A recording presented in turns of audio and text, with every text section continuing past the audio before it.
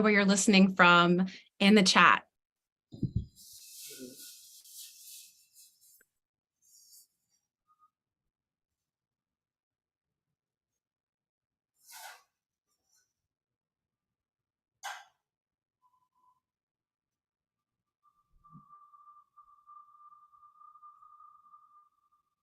All right. I have learned my lessons. Stay muted until, because it does. I just heard myself talking, so you don't need to hear me twice. All right, let's start recording. Right. Hello, everyone, and welcome. This is your weekly Power Lounge, your place to hear authentic conversation from those who have power to share. My name is Amy Vaughn, and I am the owner and Chief Empowerment Officer of Together Digital. We are a network of diverse and collaborative community of women who work in digital and choose to share our knowledge, power, and connections. You can join the movement and our amazing community at www.togetherindigital.com. If you notice, I know those that are just listening to the recording after, you can't see the big smile on my face, but you can probably hear it because we are ecstatic to be spending some time today with the incomparable Cindy Gallop and start calling out some bullshit on what's happening in advertising, marketing, branding, and tech right now. I had the pleasure of seeing Cindy speak back in 2012 at the 3% conference, and I still vividly remember the moment in the day that she climbed up on stage, leather clad, started dropping truths and F-bombs. And I thought, I have never heard or seen another woman get up on a stage and speak like this. And I just felt so drawn to her ability to disrupt.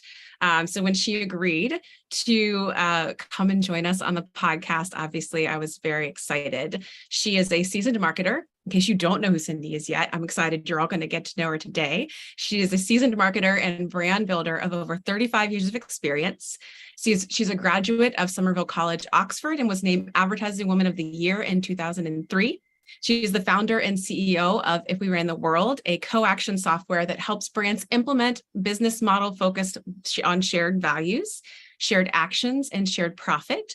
She also founded Make Love Not Porn, a social tech platform that promotes positive sexual behavior and values, and has raised $3 million to build out MLP.TV as the social sex revolution. Be sure to check that out. Again, also unheard of for female tech founders, raising that much. Cindy serves on the board as an advisor to various tech ventures and works as a personal brand, life, and executive coach. She is known for her consultancy approach, which involves blowing shit up, as I mentioned earlier, and has earned the reputation as being the Michael Bay of business.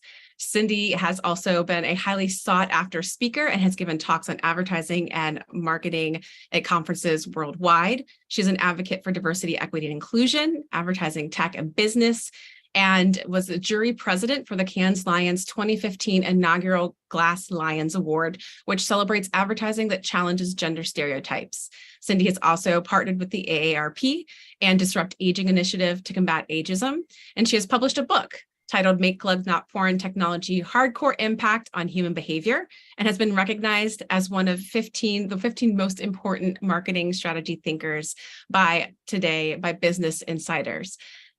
As I mentioned, Cindy, I feel like it's been a long time coming. I love that I got the chance to be there and see you and hear you, and not just there, but at subsequent conferences. And I'm just thrilled to have you here to meet the Together Digital community, and then get them the chance to meet you. So thanks for joining us.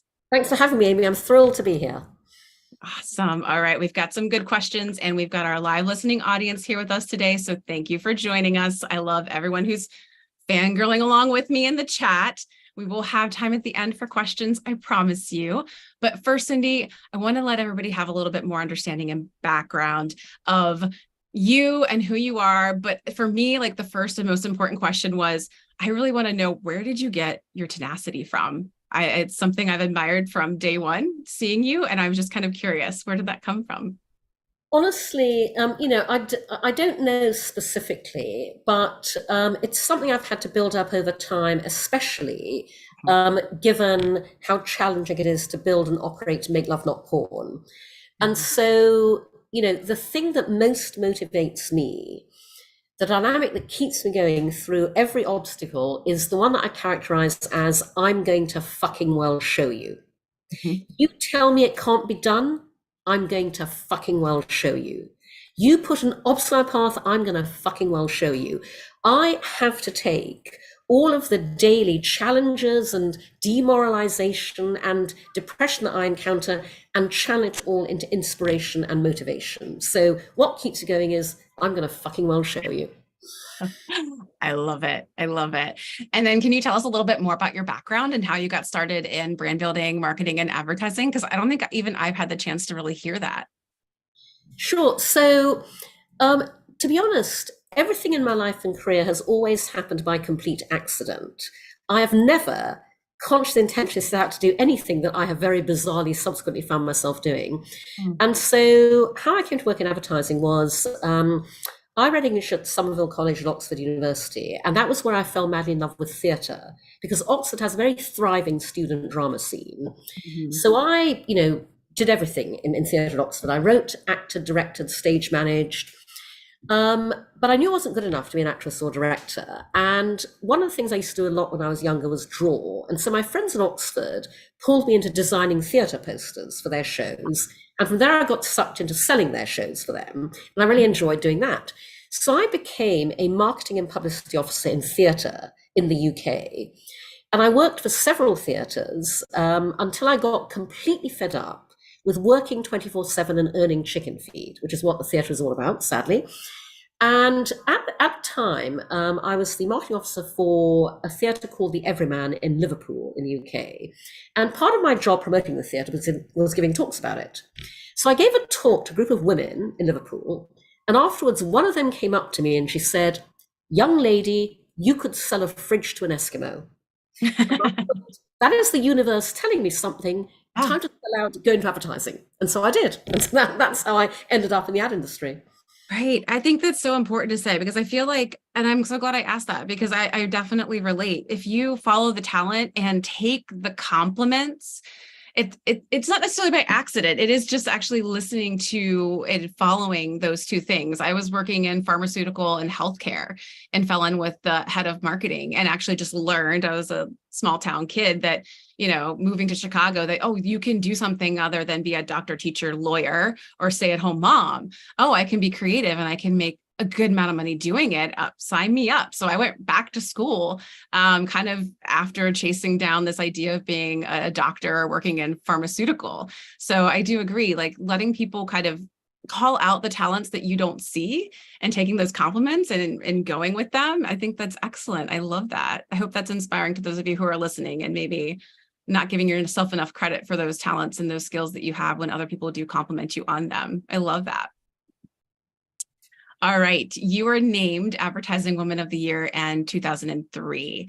How did that shape your career? I mean, that was kind of, what was it like in between that time of kind of working your way through marketing and advertising? And then how did that shift things for you after?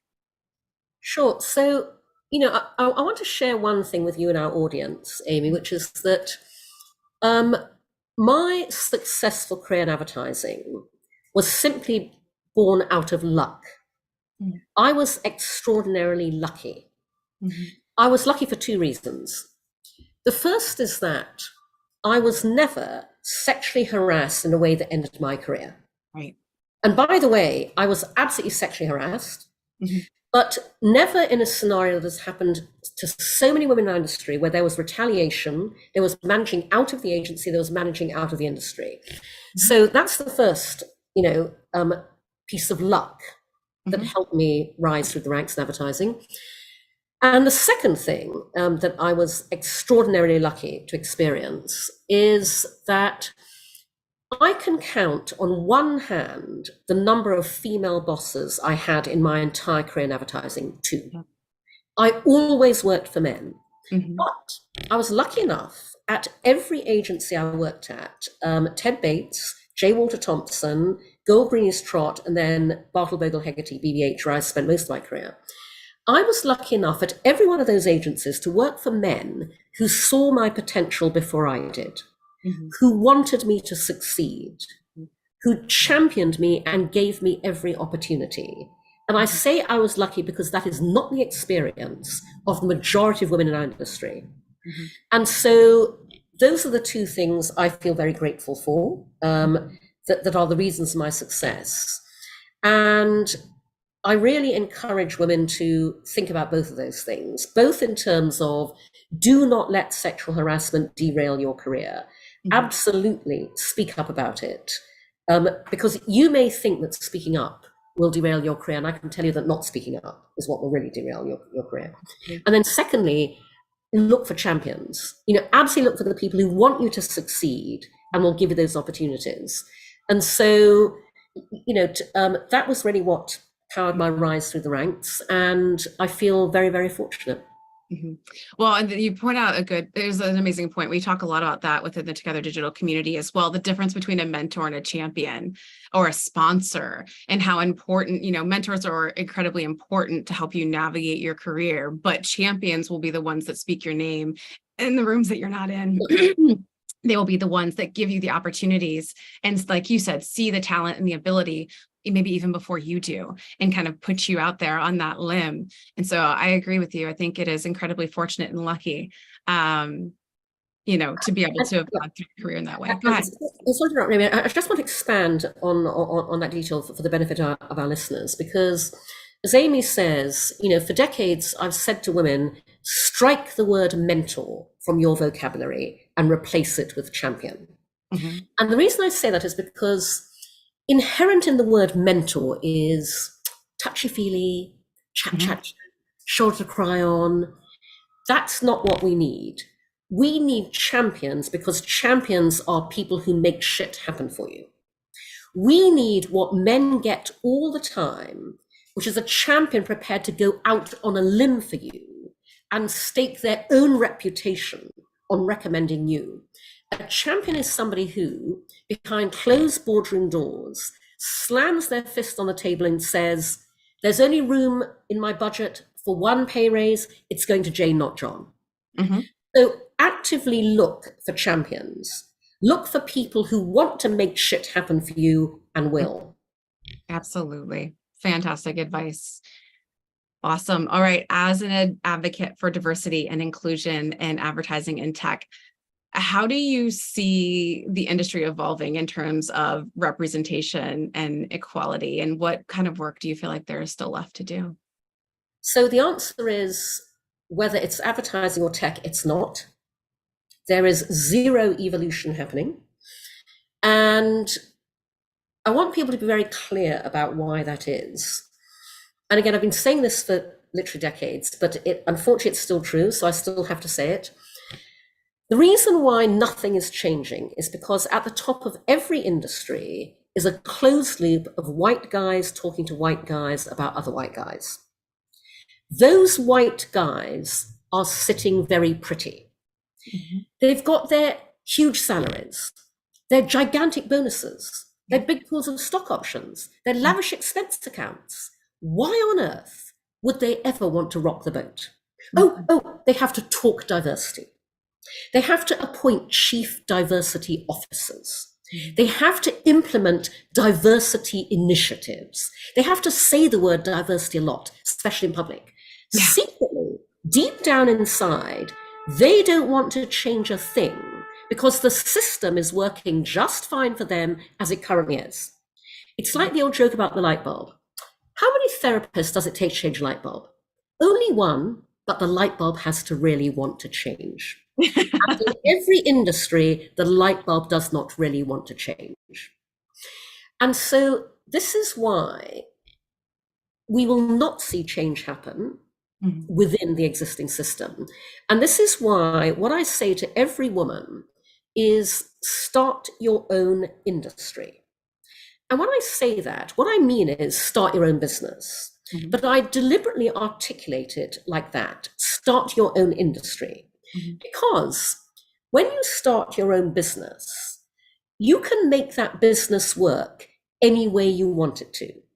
You can design into your business the workplace culture you thrive in.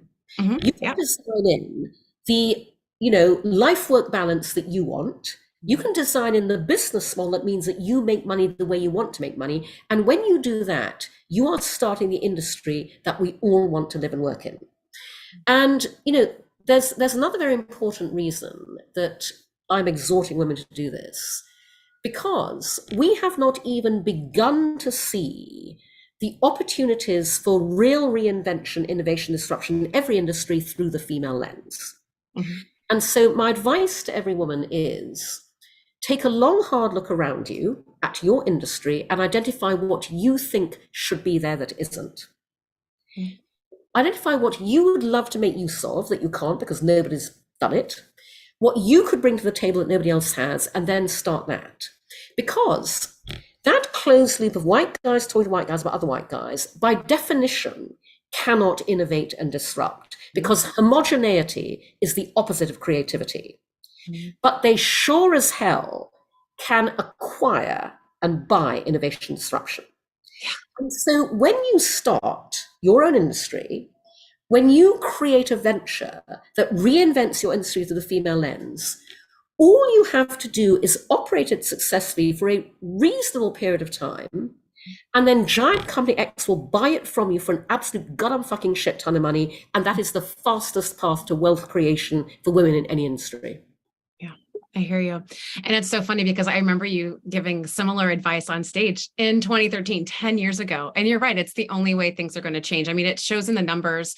I was reading something the other day that talked about how, it's 30 to 40% of people who were hired for diversity, equity, and inclusion at major companies have been laid off or let go, and the role no longer exists. It was one of these things where it was definitely performative. It was in response to what was happening within our society, the murder of George Floyd and so many others, that these companies felt the need to do these performative actions. And then when it comes down to time to keeping those resources and keeping those initiatives alive, it doesn't happen. And then when you are in things like ERG groups, employee resource groups, and it's one of these things that drives me nuts because you're asking the marginalized people within the organization to create resources that they need for others for free on top of their work. But then the leadership doesn't take any ownership to change. And you're right, it's because there's too much at stake for them to lose by actually creating or making a significant change. They can't see, despite the numbers of increased innovation, increased retention, increased profitability by having women at the top. All the numbers in the world, it's not enough to take away the power that they have, the influence that they currently have. So all well said, Cindy. All right, let's talk about Make Love, Not Porn for a minute. It is a very bold and pioneering platform that is promoting good sexual behavior and values. What inspired you to start it? And I mean, I'm sure there have been many, but what are some of the challenges that you've faced in its development? Sure. So again, as with everything else in my life and career, Make Love Not Porn was a complete and total accident. It came about because I date younger men. They tend to be men in their 20s. And by the way, for the benefit of our listeners, just so you know, I am somebody who has never wanted married. I've never wanted children. Very glad I always knew that, as opposed to finding out the hard way by having them. I adore being single. I am not a relationship person. I cannot wait to die alone. And I date younger men casually and recreationally for sex.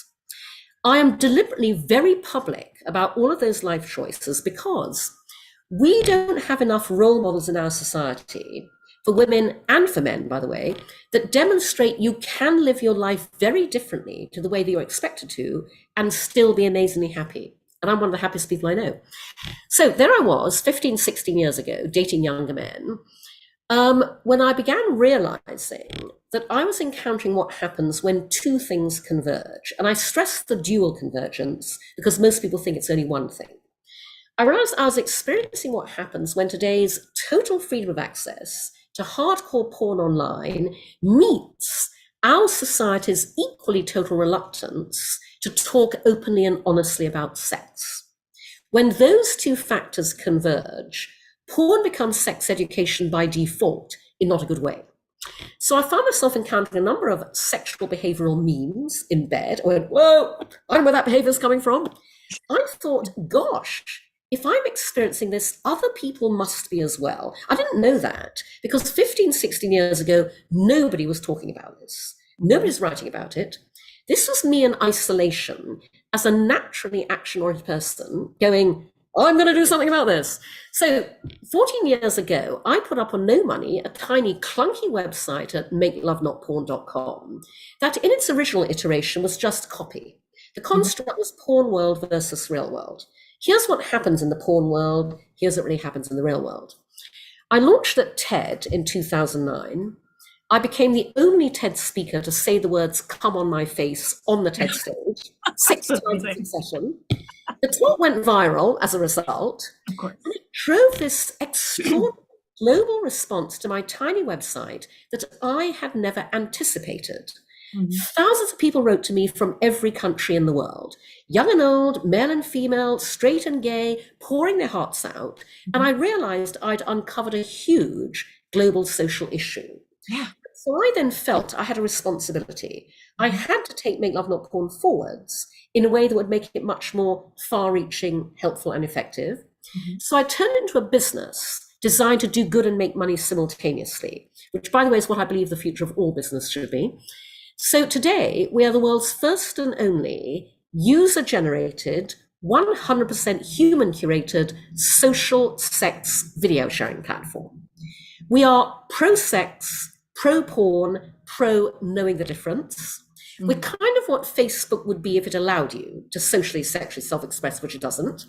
The way to think about us is, if porn is the Hollywood blockbuster movie, Make Love Not Porn is the badly needed documentary. We are a unique window onto the funny, messy, loving, wonderful, comical, awkward sex we all have in the real world. Because what we're doing is we are socializing, normalizing, and destigmatizing sex, bringing it out of the shadows into the sunlight to promote consent, communication, good sexual values and behavior. We are literally sex education through real world demonstration. I designed Make Love Not Porn through the female lens to be the safest place on the internet, because I designed it around what everybody else should have, nobody else did, human curation. And by the way, as I share this with you, be aware that this is the future of the internet, designed and built through the female lens, which is why it's outrageous we're not getting the funding that we need. So on Make Love Not Porn, there is no self-publishing of anything. Our curators watch every frame of every video from beginning to end before we approve or reject, and we publish those videos. Nobody else does that. We review every post on every member profile. And by the way, on Make Love Not Porn, your profile posts can be as safe work or not safe work as you like, but we review them. We approve or reject, we publish them. No one else does that. We review every comment on every video before we approve or reject and publish it. No one else does that. We can vouch for every single piece of content on our platform in a way that nobody else can.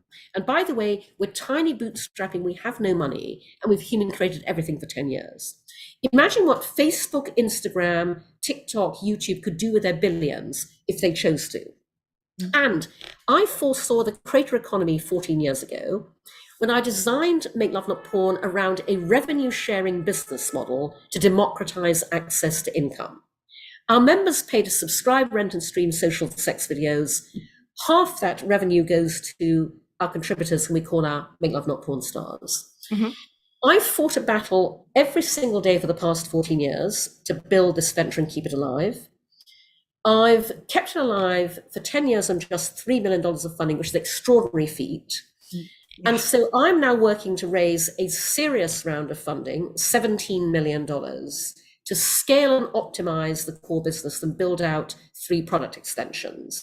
And by the way, everybody listening, please do, after this, go to makelovenotporn.tv, sign up, subscribe. It's only $10 a month. Subscriptions start at $10 a month. Please support my startup because we need all the help that we can get. But, I have to tell you, as a unique venture, we have a unique capability. We have the power to change people's sexual attitudes and behavior for the better in a way that nothing else can. And, we hear all the time from, young people who've learned with us that porn is not sex. People who say, you saved my marriage, you saved my relationship. We've inspired communications breakthroughs. between couples. We've made parents feel able to be more open about sex and educate their children accordingly. And in fact, a ton of parents are now buying their teenage and 20-something children subscriptions to Make Love Not Porn. They tell us, I want my kids to see what happy, healthy, loving sexual relationships look like. But what is really interesting is, as with any disruptive technology, it's the use cases that emerge that the founder never thought of. So, Make Love Not Porn does all the things I designed it to do. It also does things that I never consciously designed to do. And one of those is, we hear all the time from survivors of rape, sexual assault, sexual abuse, who tell us that and by the way, we hear from female, male, trans, non-binary survivors who tell us that Make Love Not Porn helped them reclaim their bodies. We help them feel able to be sexual again in a scenario where porn is way too triggering. Right. And we hear that not just from the people who view our videos, but also from our Make Love Not Porn stars. A number of them have told us that sharing themselves sexually in a completely safe space has helped them to process and heal from sexual trauma. And that's a use case I never envisaged, but I'm so moved that we are able to do that. Absolutely. I mean, it's such an incredible and such a brave space to go into. And I was thinking that exactly. It's like, what have we been? Our young men have been so influenced by what they see in pornography. And it's even like the chat's blowing up, and the amount of times that women have had to face situations where they're like, what do you think this is? Like, what do you think you're doing? Like, this is not making love, and we're not making a porno right now. So, giving even men the right kind of education and understanding of what sex is, because again, when they're usually viewing it, they're underage, they haven't fallen in love, they don't have, a relationship aspect to it. So when they are in love, then the way that they behave is what they see, and so you're not just helping women in that sense create that safe space, but giving men the opportunity to really learn what this is meant to be and how it can be. Go ahead. Do you know, Amy, our impact on men is even more profound because, so I designed Make Love Not Porn to be fully diverse and inclusive, and we are. Our members, our Make Love Not Porn stars, are female, male, trans, non-binary, straight, LGBTQ, all races and ethnicities. After the 10 years we've been operating, we've observed that Make Love Not Porn is especially a revelation to men. Yeah.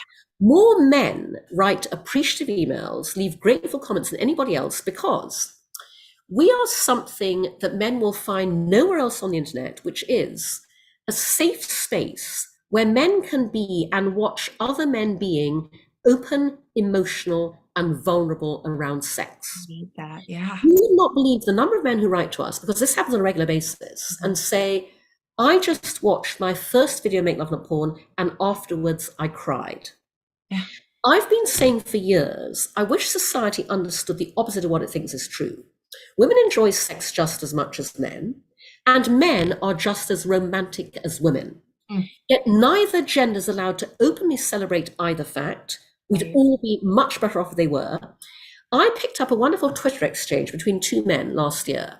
The first man had tweeted, and this is obviously a joke, he tweeted, hey guys, I've got this really weird fetish. I've got this kink where I want to watch porn where people are honest, loving, loyal, decent, and really like each other. Hit me up with your hottest links, please. And a man replied to him and he said, there's this website called Make Love Not Porn where you can see real couples making love. He said, I watched a video where the woman said to her man, I love you, while they're making love. He said, sincerely, I cried when I heard that. We are one of the solutions to toxic masculinity. Yes, exactly. That's you nail on the head, 100%, Cindy. Toxic masculinity.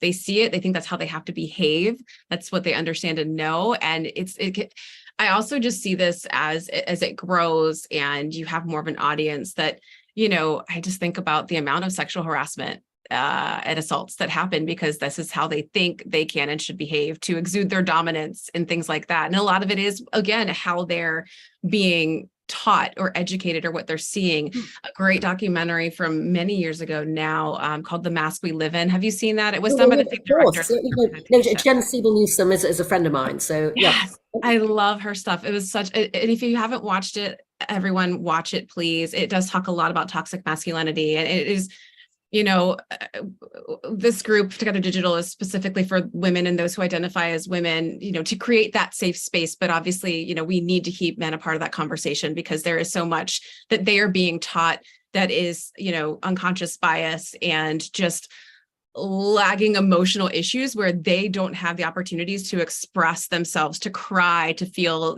anything other than, dominance. It's such a great documentary. You all should watch it. In that context, Amy, our mission at Make Love Not Porn ultimately is to end rape culture. Yes. We have 10 years of proof of concept. Mm-hmm. We end rape culture by doing something incredibly simple that nevertheless nobody else anywhere is doing. Right. We end rape culture by showing you how wonderful, great consensual communicative sex is in the real world. Mm. Our social sex videos role model good sexual values and good sexual behavior. And here's the important part. We make all of that aspirational versus what you see in porn and popular culture.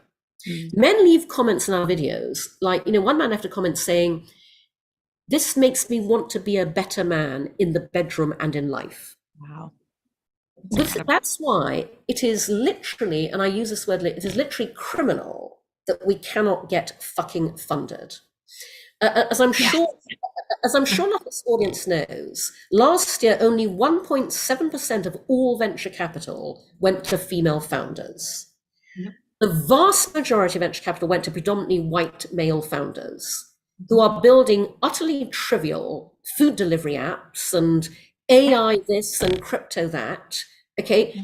As I said to you, please bear in mind when you hear me talk that what you are listening to is just the tip of a massive iceberg that is what the future of the internet could be when it is concepted, designed, and built through the female lens. And the only thing holding us all back, everybody, from benefiting from that internet is lack of access to capital. That's the one thing that we female founders do not have. And with it, we could change the world. Absolutely. That was exactly my next question. I was going to quote the same stat.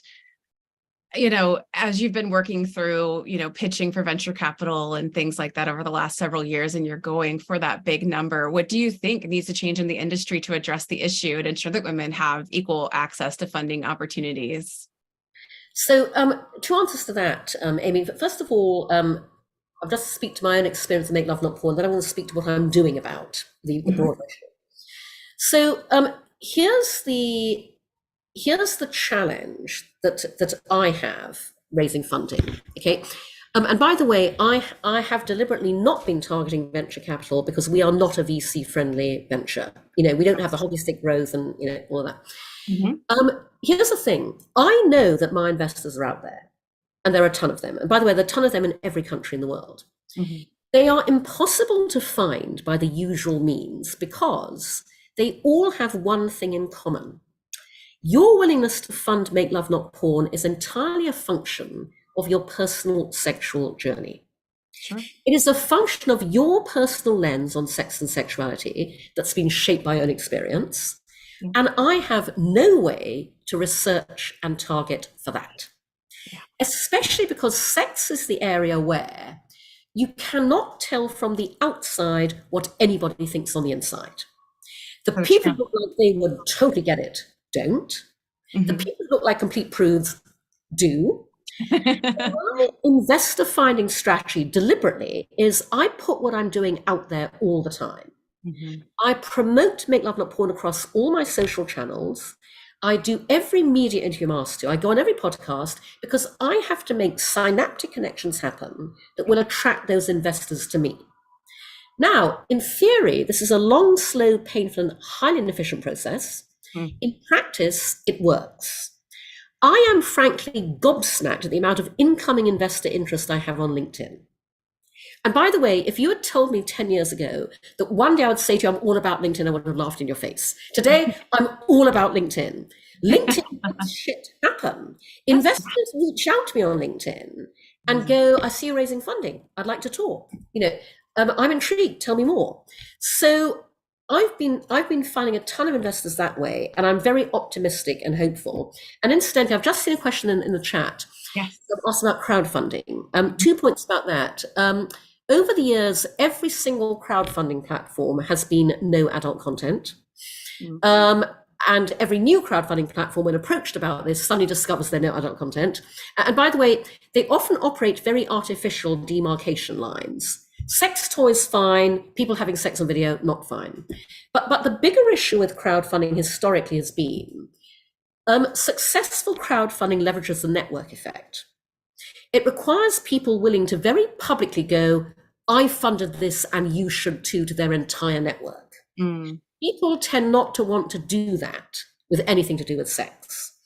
But, what I've been doing for the past 14 years is I've parallel pathed two things, working to build Make Love Not Porn and working to change the cultural context around it. Mm-hmm. Because when you have a truly world-changing startup, you have to change the world to fit it, not the other way around. And so I am seeing those barriers fall that I've made fall. And so we will have something launching in the near future, which I will invite all of you to participate on along these lines. I can't say any more than that. But to the person who asked about grants, the problem there is that grant-making organizations virtually never say we're open to sex. They lay out parameters what they will and won't grant. Right. And at the same time they say no unsolicited applications. So that's difficult. Separate to the fact that the grant-making process is a massively labor-intensive one, and then the grant applying process. Oh, absolutely. I have a tiny team of 4 employees. I've got 1 head of curation, 2 curators, head of sales, and I'm wearing 18 hats. Unfortunately, we're not able to. We have to be very specific about where we spend our bandwidth. But as I say, I'm very optimistic because I am finally talking to investors who get it, and they're across the spectrum: high net worth individuals, impact investors who get the ultimate form of social impact. Yes. Funnily enough, venture funds, I have not been targeting them. They've reached out to me. So, that may or may not go somewhere, but it's interesting that, there are a couple of venture funds who actively want to, have the dialogue, and family offices where people can deploy their funds without, too many partners and LPs, inputting their opinions. And by the way, everyone listening, if anybody knows any open-minded investors, hook a sister up, cindy@notporn.com. I love it.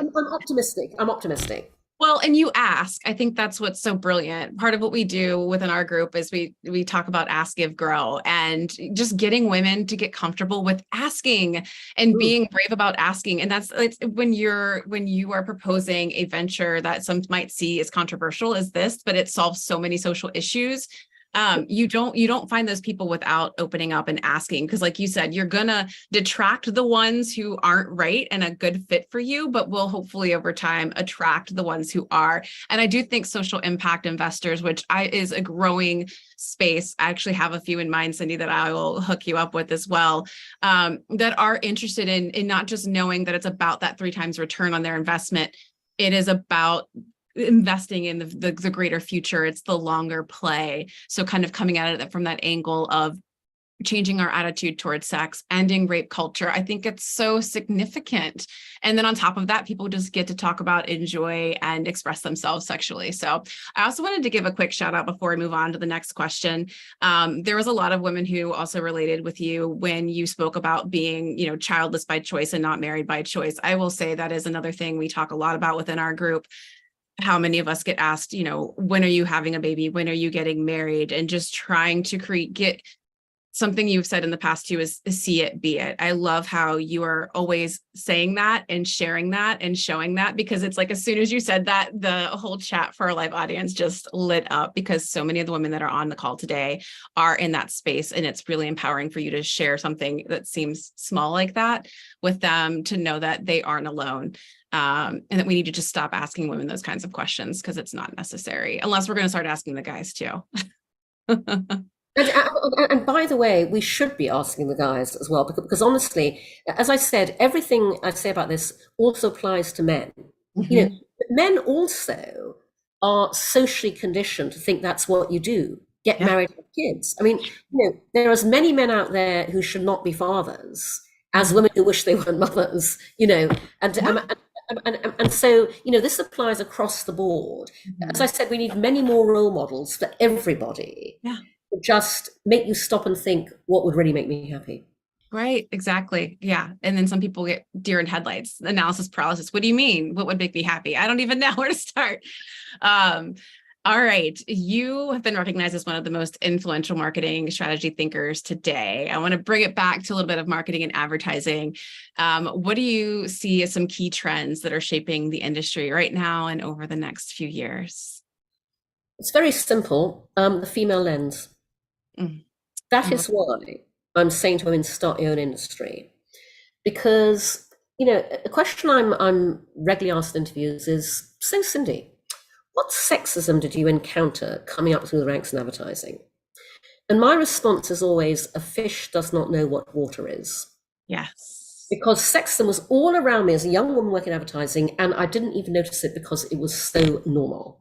Yep. And I make that point because, similarly, in every industry right now, there are brilliant women who think that the white guy, old world order model is the norm, and it's not. You have the power to break that paradigm and completely reinvent the future of your industry through the female lens with a business that will make you a shit ton of money. That's the marketing trend of the future I want to see, not least because the enormous irony is that we are the primary target of all marketing and advertising because Yep. we as women are the primary purchasers of everything and the primary influencers of purchase. And yet our industry is male dominated. We are targeted and sold to through the white male lens. And to add insult to injury, that means it's the white men making all the fucking money out of us. I Yep. want us to make the fucking money out of us. Okay. I mean, that is why I've been exhorting the women of our industry for years to start ad tech ventures Mhm. because ad tech is as white bro dominant as advertising and tech, and there is so much money to be made in ad tech. So honestly, that is the marketing trend of the future. Marketing completely reinvented through the female lens. I love it. I want to see it. Keep saying it. Keep summoning it. All right. You are also known for being an immensely, obviously, everybody here can hear it and see it and feel it, compelling and inspirational speaker. Can you share with us some of the other topics that you are passionate about so others can go check out some of your other talks? Honestly, I mean, if you just, Google video or YouTube search me, you'll find my talks. And here's the thing about my approach to speaking engagements, which is actually depressingly somewhat unique as well. So I can talk about anything anybody wants me to talk about. And I can guarantee that I will do it in an enormously useful and inspirational, motivational way. So, when I have a client reach out about a speaking engagement, I basically ask them what their business goals for that speaking engagement are and what they want the audience to leave my talk thinking, feeling, and doing. Mhm. And I then craft a talk specifically to achieve those outcomes. I am not one of those speakers who has a library of off the shelf talks and I just give one of those. I don't have a book where the only talks I give are promoting my book. Mhm. I literally, will research the hell out of your industry, out of your company, and I will write a presentation that delivers. I Mhm. will ask when I come to your conference, summit, whatever, I will ask to be there from the beginning because I want to sit in the audience before I speak.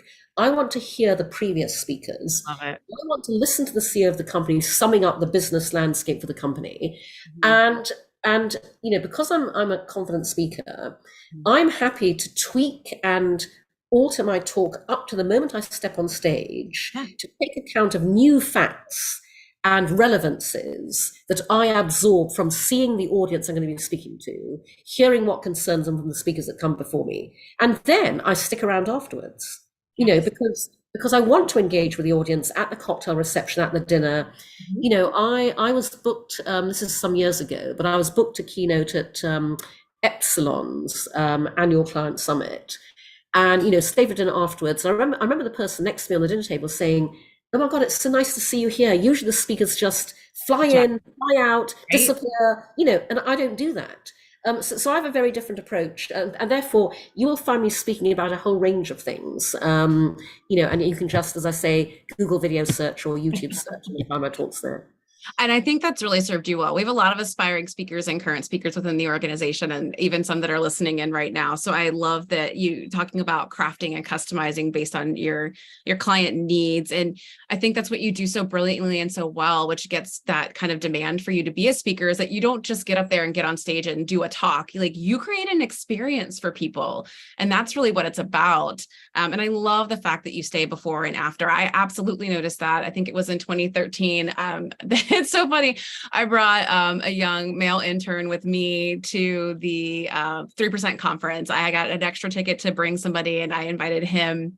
And we both got to meet you, and we still like talk about how exciting it was and how fun it was to meet you. But the fact that you stayed and talked with people before, during, and after, I always got a weird, gross, icky feeling when I saw people fly in, fly out. It's like, I want the chance to get to know the people that are up there on stage. And I understand everyone's busy and we all have lots to do, but it's like, if you've invested in you're paid to be there for the day, like, be there. So even when I'm looking for speakers for our events, I want them to stay and show up and be a part of the day, to really, like you said, read the room and understand, like, now that I understand the vibe of the room, how do I build on this experience? How do I build on the others who have come before me?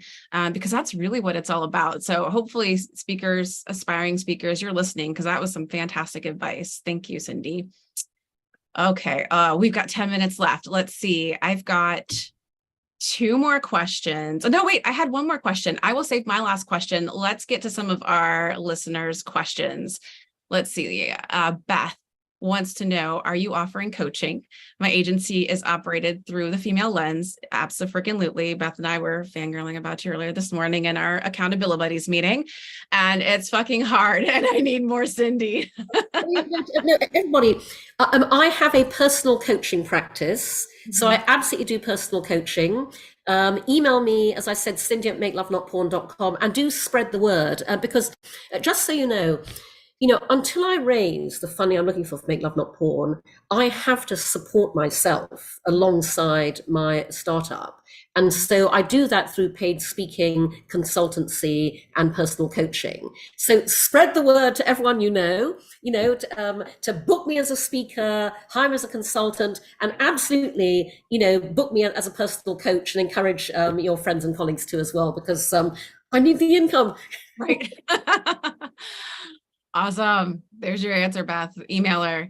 This is from Sue, as someone who has never had a champion, how would you suggest a younger person in business seek out a champion? Well, the important thing about a champion is that, they have to see you in action and appreciate you in action to be able to champion you.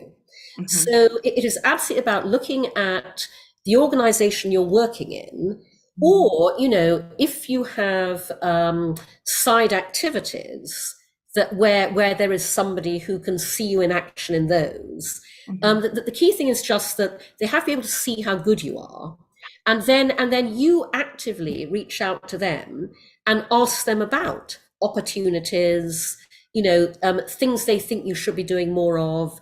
You can absolutely ask to be championed, but the important thing is that you demonstrate that you are worth championing.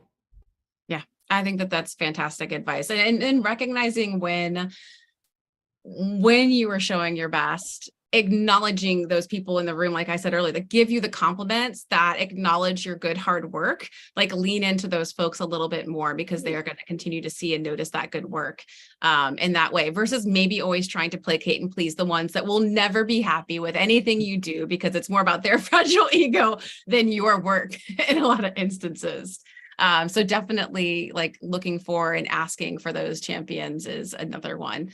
All right, listeners, we got more questions coming in. Oh, here we go. How do you move a bit towards the Cindy Moxie at work without shocking the system? This is a question from Chris. Right. Well, what I would say, Chris, is that quite honestly, the system needs to be shocked. Okay.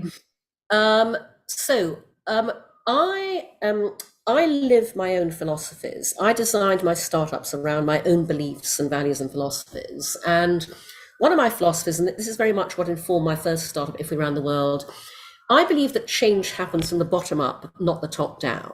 And what I mean by that is every one of us every day undertaking micro actions. Micro actions are small, simple, easy to do actions. So easy, why wouldn't you do them? Every one of us micro acting every day to change what we want to see change cumulatively adds up at scale to enormous impact. And when I talk about my philosophy of micro actions, I explain to people that there is one single micro action that everyone can start doing because it's very, very simple and easy to do.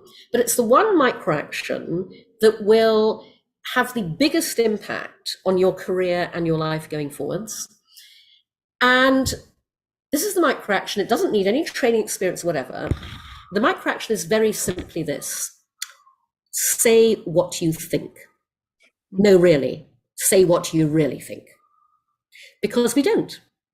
Because every day we are interrupted, mansplained to, talked over, not listened to, ignored, not heard. And we get into the habit of not saying what we really think. Mm-hmm. Say what you really think, because it's a very useful filter. And I'm all about be your own filter. Your company hired you because of your unique perspectives and talents that you bring to the table. If you do not say what you really think in that meeting about that project, about whatever you're working on, you are not delivering your true value to the organization. But also, if you say what you really think and your views and your perspectives are not welcomed and respected and appreciated and valued, get the fuck out. Yep. Yep. 110%. I mean, it served you well, certainly, Cindy. And I feel like it's the same. Asking the questions that nobody else wants to ask, saying the things that you're thinking, that you know others are thinking in the room. It might feel like it gets you into some uncomfortable situations in the short term, but in the long term, it brings the opportunities and the ability for you to make those changes. I love that micro action. Say what you think. It sounds like, such, you said, a small thing, but it could absolutely be impactful because you're not just speaking your truth. There's somebody else in the room that's their truth as well. So I love it. All right. I'm looking in the chat to see if there's any other questions before I ask my last question. Anybody? You can even come off of mute if you'd like to as well.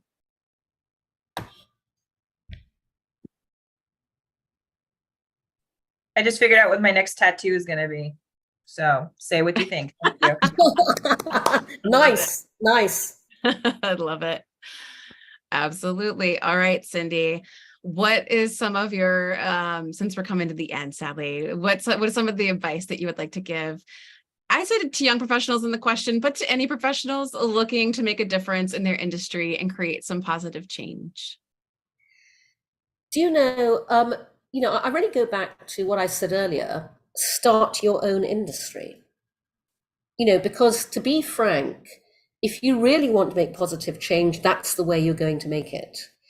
And also, I'm just a great believer that working for yourself is the only way to be. Too many people think a job is the safe option. It's not. Because in a job, you're at the complete mercy of management changes, industry downturns, marketplace dynamics. I always say, whose hands would you rather place your future in? Those of a large corporate entity who at the end of the day doesn't give a shit about you, or somebody who will always have your best interests at heart, i.e. you. So, yeah, absolutely. Beth, was it you or your sister that said this, that the amount of money you can make working for somebody else is finite. What you can make for yourself is infinite. I loved that. She said that to me before I became an entrepreneur, when I was just toying with the idea. And that really spoke to me. I mean, I'm not super money driven. It's purpose as well. But hearing that was definitely an eye opener. Right. And Amy, let me just push back on that, because I want every woman to unashamedly set out to make an absolute goddamn fucking shit ton of money. Yes. And I deliberately articulate that because that is how much money I want us all to make. And I want us all to make it, not just for ourselves, but because when we make that money, we can use that money to fund other women, donate to other women, help other women, support other women. We need to build our own financial ecosystem because the white male one is not working for us. 100%. You're absolutely right. You're absolutely right. Thank you for the course correction, Cindy. All right, friends, we are coming at the hour.